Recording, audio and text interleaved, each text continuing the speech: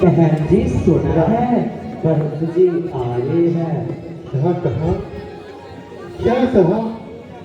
मेरा प्यारा बेटा है, आया है। तू अभी तक कहाँ है? वो देखिए सामने से एक गोली आ रहे हैं।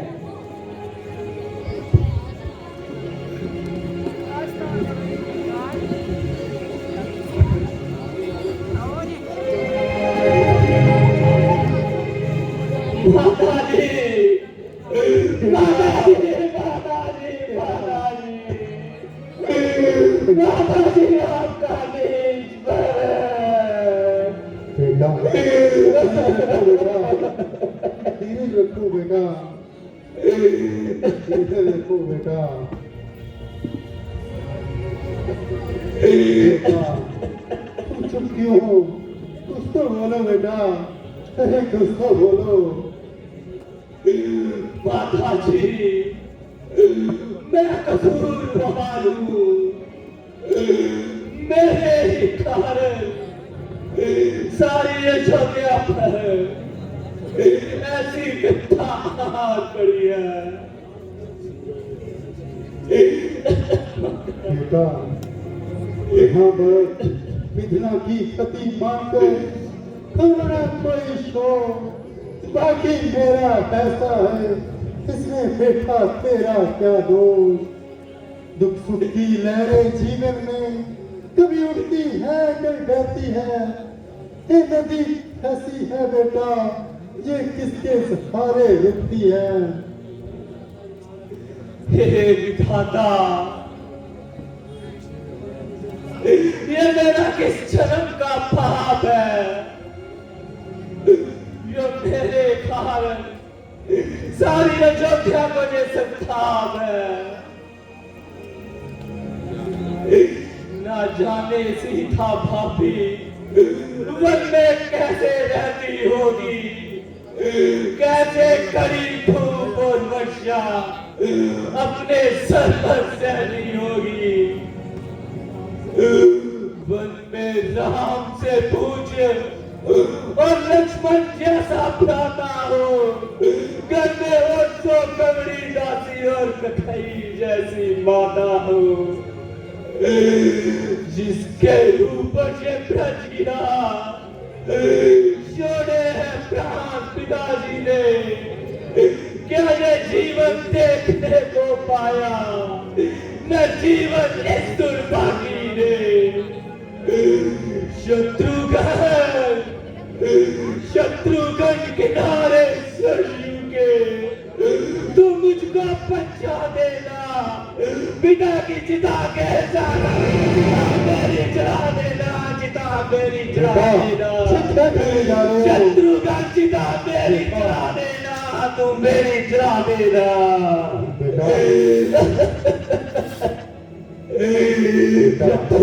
धीरे रखो बेटा, जो होना था वह तो हो चुका, तुम धीरे रखो बेटा।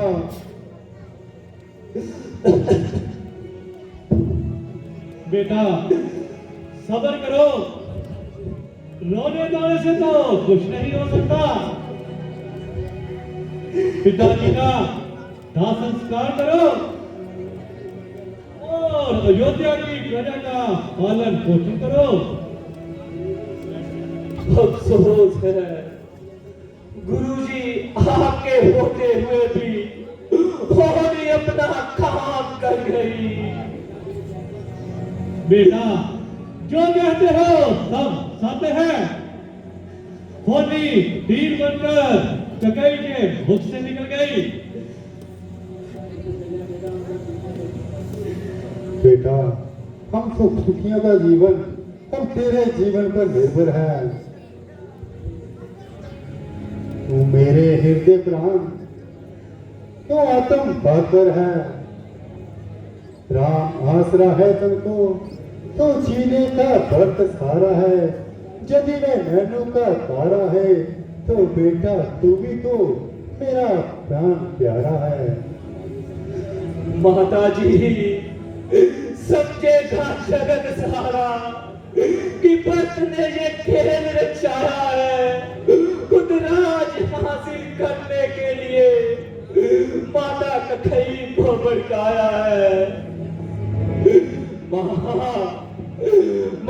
पाया हो स्वप्न में अगर मुझे ये तरस खाया तो जितने भी दुनिया के दंड है मुझे स्वीकार, मान है मुझे स्वीकार। बेटा तुम सबसे हो, मैं इसकी शांति मांगती हूँ। अब साहब तुझे कैसे अफजज दे सकता है?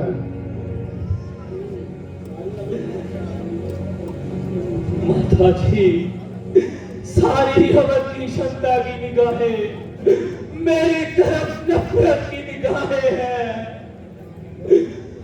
लोग क्या कहेंगे कि बड़े भाई का हक छीन कर उसको घर से निकाल दिया।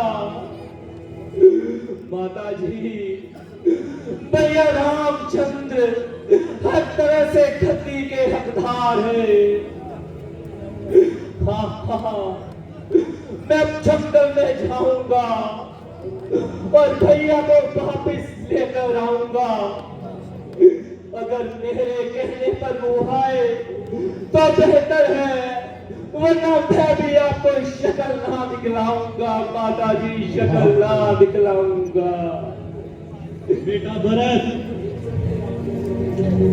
निस्संदेह रामचंद्र जी से अधिक आपका कौन अधिकारी है, इसमें कोई शक नहीं कि उन्हें ही राज्य का अधिकार था, परंतु उनका वापस आना नामुमकिन है।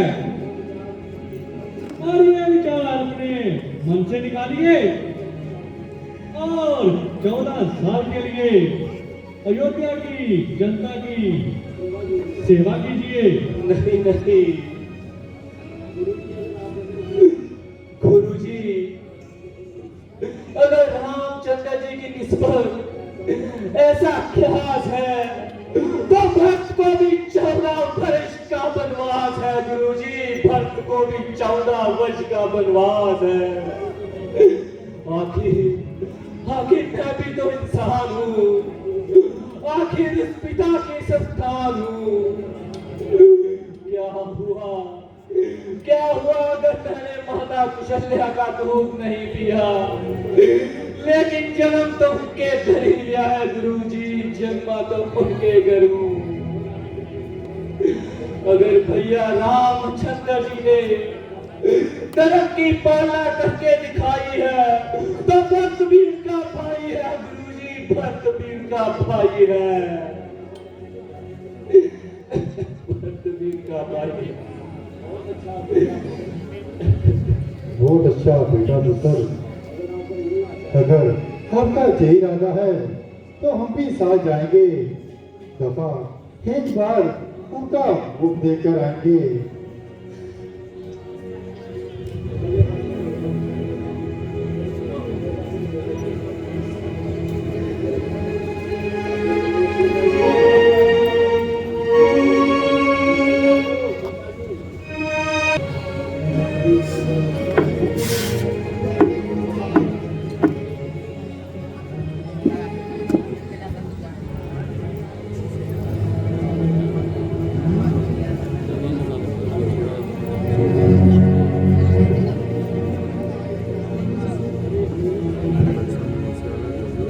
फूलों में खुशबू थी, अभी झोलों में झूलते थे।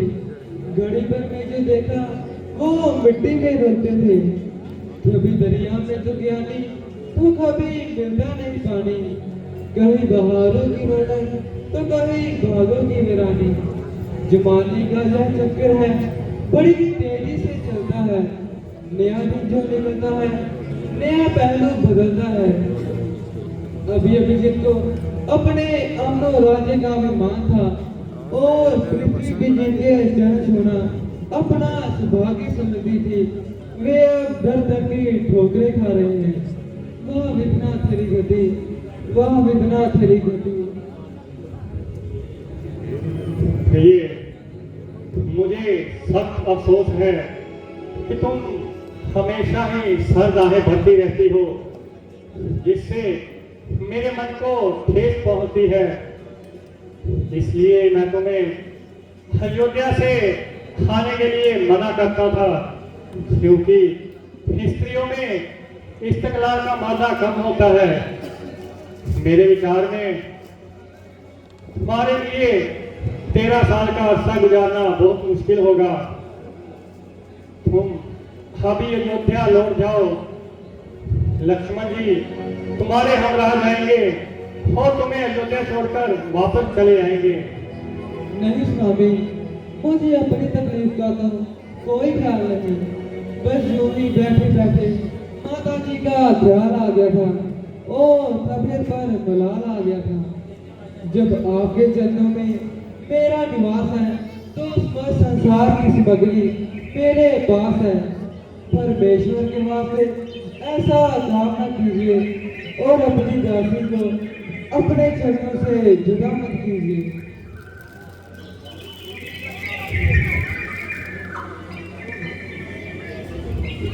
प्यारे लक्ष्मण, आज ये वन के पक्षी इस तरह क्यों भयभीत उड़ते जा रहे हैं? जरा अच्छी तरह से देखो, क्या इन पर कोई मुसीबत तो नहीं आई? चित्रकूट से क्यों उठा रोला, जरा नाल ध्यान दे वेद पाई। शाद महल में पंछी नसे क्यों, जापे न तो कोई बिपता आई। दूर होगी सामने नजर आवे, मेरी गाले समझ ते नहीं आई। अजिहा शोर इथे हुंदा है, पहला ना इथे ब्याह पाई।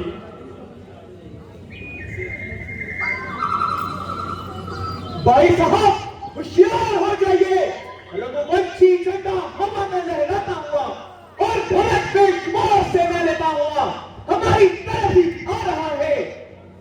क्या कहा लक्ष्मण? मेरा प्यारा भरत आ रहा है? अगर भरत आ रहा है तो इसमें किस बात का डर है? माताजी, मुझे लगता है भरत की तबीयत में अभी थोड़ा खलल है। नहीं लक्ष्मण, भरत ऐसा नहीं हो सकता।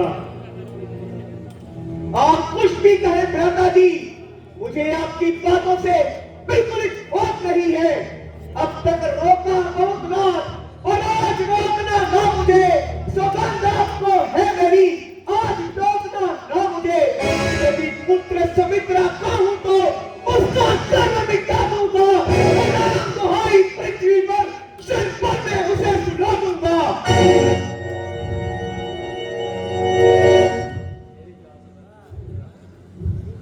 लक्ष्मण, मेरे ख्याल से भरत किसी बुरे इरादे से नहीं आया है। भरत गिर गया है लक्ष्मण, ये नहीं मानने काबिल है। वो जैसा तो लायक भाई दुनिया में होना मुश्किल है। भाई भाई कैसा भाई? भाई तब था जब मैं निर्मल था, है आस्तीन का सामान जो कभी बुझाओ काबल था। अब उससे कुछ भी वैर नहीं, झगड़ा है पूरे विचारों से। इस वाले दांत टूट जाए, डर लगता नहीं फुकारों से। पृथ्वी हो जाए खंड खंड, विंध्याचल तीर हो जाए।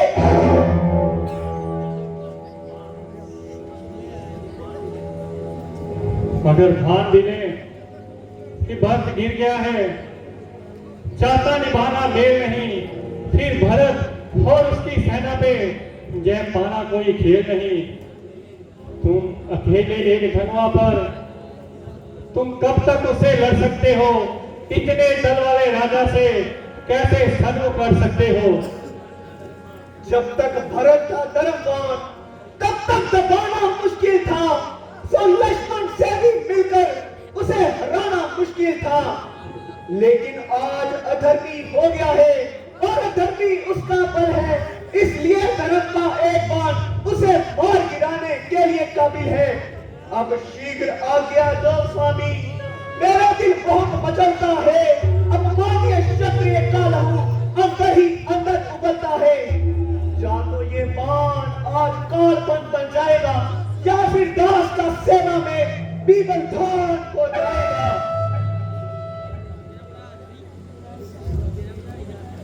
वह देखो लक्ष्मण, भारत तो अकेला ही इधर भागता हुआ आ रहा है।